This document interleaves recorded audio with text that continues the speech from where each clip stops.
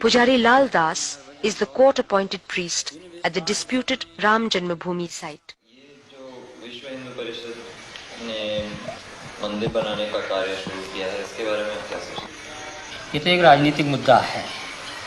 विश्व हिंदू परिषद ने जो कार्यक्रम चलाया है, मंदिर तो बनाने के लिए कोई रोक नहीं था। फिर हमारे यहाँ ऐसा कोई विधान नहीं है कि हम भगवान को अलग हटा करके किसी जगह रखे जाएं, क्योंकि भगवान जहाँ विराजमान हमारे होते हैं हम उसको मंदिर ही मानते हैं। हमारे हिंदू परंपरा ही है, चाहे वो किसी भी मकान में रख दिए जाएं तभी हम उसको मंदिर ही कहते हैं, क्योंकि भगवान जहाँ विराजमान है वो मंदिर ही होता है।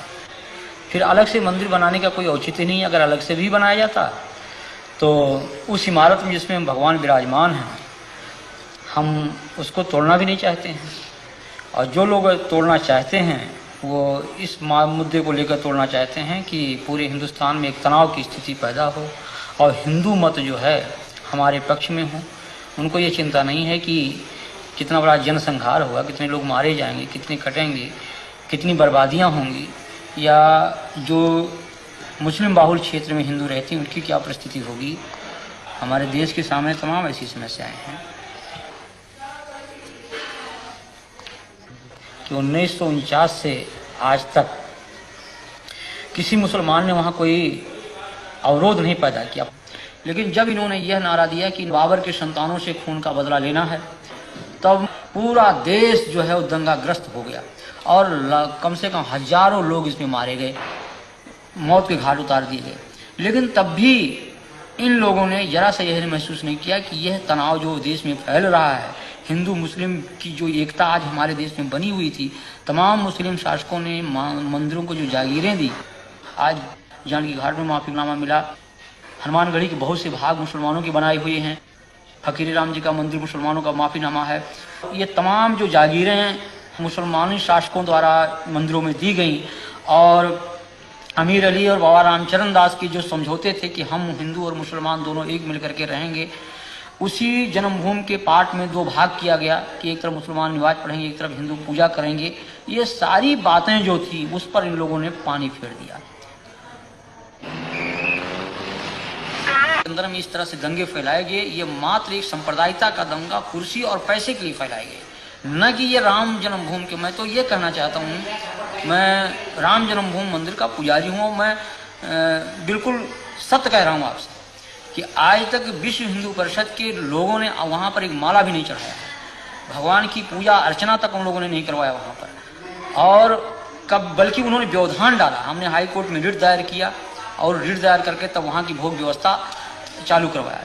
तो यहाँ की जनमानस ने कभी इसको स्वीकार नहीं किया, लेकिन इसमें कुछ किराए के साधु जिनको पैसा चाहिए, पैसे पर खरीदे गए, रामशिलाएँ घुमाई गईं।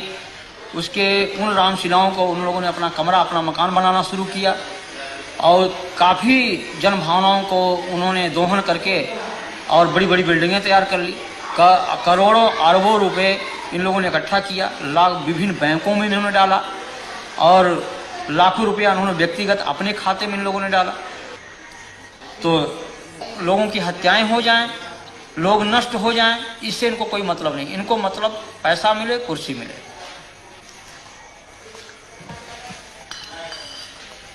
यहाँ जो लोग हिंदू राष्ट्र की बात करते हैं, राम के नाम पर तनाव फैलाते हैं, हिंसा करते हैं, ये सभी उच्च जाति के लोग हैं और ये सबके सब सुविधा भोगी है।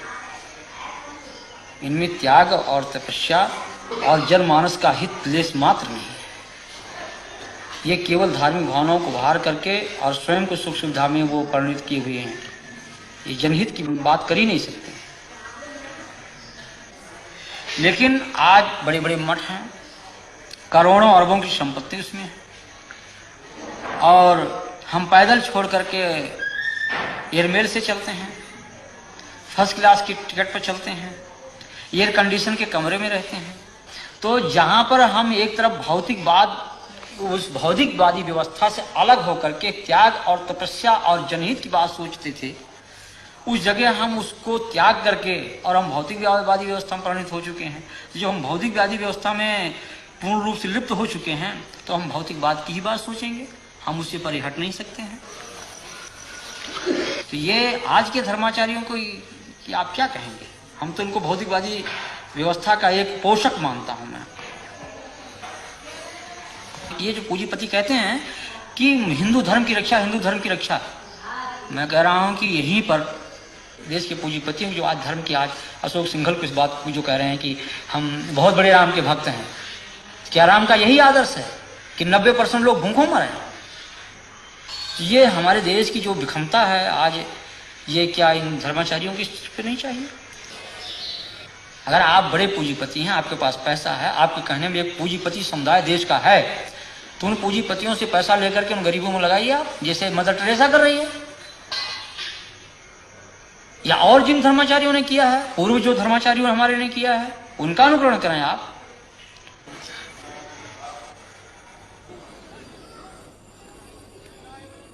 कि जनमानस को इसका विरोध करना चाहिए कि किसी की धार्मिक भावना पर ठेस नहीं पहुंचाना चाहिए। हम किसी के दिल को तोड़े नहीं, हमारा धर्म ये अलाउ नहीं करता है, इस चीज को कभी अनुमति नहीं देता है। राम का हमारा ये जो आदर्श है राजनीति का, वो यही है कि जनता सुखी रहे, और जिस तरह से मुख में हम भोजन डालते हैं पेट को मिलता, सभी अंगों को मिलता, उसी तरह से सारी जनता हमारी है, कोई उसमें छोटा बड़ा कोई उसमें ऐसा नहीं है। लेकिन उन आदर्शों की सीधी हत्या की गई। मगर साधु देखो जग बौराना, साच कहो तो मारन धावे, झूठे जगपतियाना। साधु देखो जग बौराना, हिंदू कहत है राम हमारा, मुसलमान रहमाना। आपस में दो लड़े मरत हैं, मर्म कोई नहीं जाना, मर्म कोई नहीं जाना। माला पहिरे टोपी पहिरे, छाप तिलक अनुमाना। बहुतक देखे पीर औलिया, पढ़े किताब कुराना। करे मुरीद कबर बतलावे, उनहु खुदा न जाना,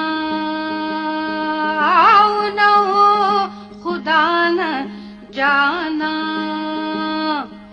या विधि हंसत चलत है हमको, आप कहावे जाना।